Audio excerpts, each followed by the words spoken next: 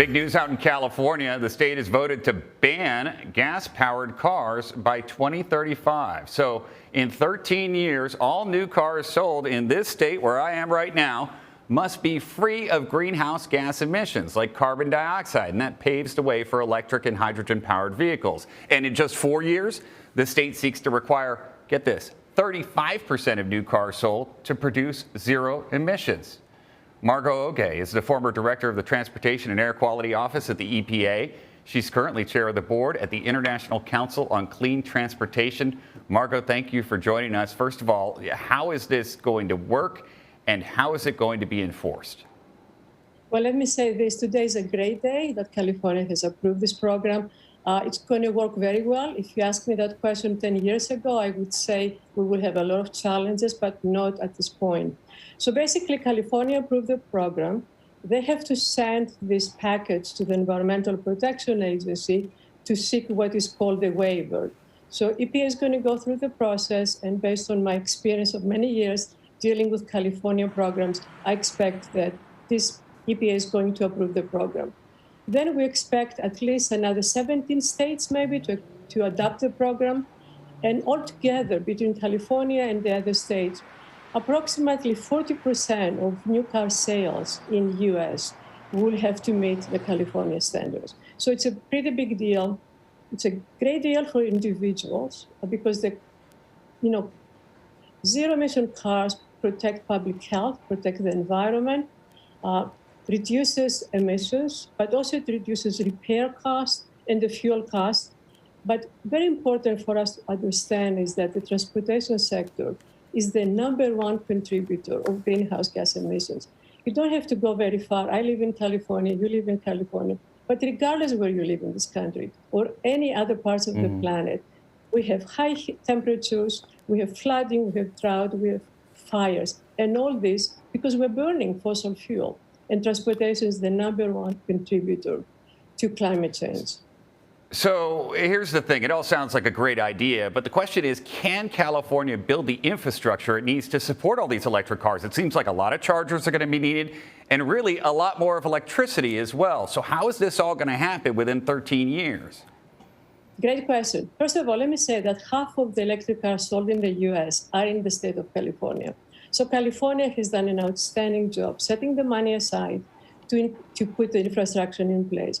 We have President Biden's infrastructure bill. We'll have 500,000 charges across the country. We have the Inflation Reduction Act that puts billions of dollars on climate change, from incentives for consumers to buy these vehicles, incentive for manufacturers to build these vehicles. So again, is it going to be easy? Absolutely not. Is it doable? Absolutely, it's doable. Let's look. I see some wonderful cars that you're showing. Today, electric car price has come down. For example, if you look at the GM Bolt, it's about $26,000. It's the same cost as you will buy a Toyota Camry. The Ford 150 Lightning, a great electric truck. It's the same cost, about $39,000 as Prices the GM have Ram. come down. So the cost is coming down significantly.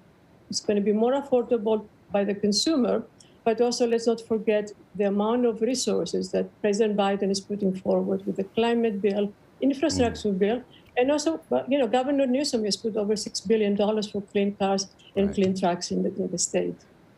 Well, prices have come down, certainly, for electric cars, but there is still a lot of work to be done, in 13 years. The clock is ticking now. We know that automakers have already shifted their focus to electric vehicles, many saying they're no longer developing internal combustion engines. So what happens to all the gas-powered cars in California after 2035? Well, let's make sure that this mandate is for new car sales. It's not for the existing cars. So if you have a gasoline or a diesel car in 2035, you can still run this vehicle. But coming 2035, you cannot buy a new gasoline or diesel car. So that's what this program is all about. So we're still going to need gas stations after 2035. Yes. Which is going to be another big transition. There are thousands of gas stations in this state. And we all saw what happened when gas became limited this summer and prices shot up. So I imagine there is going to be some turmoil there as this transition begins to occur. We all have to be very thoughtful and planning very carefully how this transition is going to take place. And it's happening right now.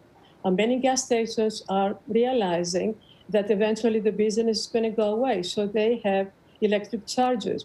There is going to be money by the state, by the federal government to invest for those charges. So one more thing that I want to say is that this is the first time, and I have been a former regulator for 30 years, where some of the industries ahead of governments. I mean, altogether, the car industry is investing close to $500 billion by 2026, more than governments have invested. So the transition is happening. It's going to take work and careful planning by everybody, by the local government, state government, and the federal government. I'm still afraid of running out of a charge, but I guess I'm going to have to get over that in the next decade or so. No, Margo Oge, especially in the state of California. thank you so much for joining us. I appreciate it. Thank you.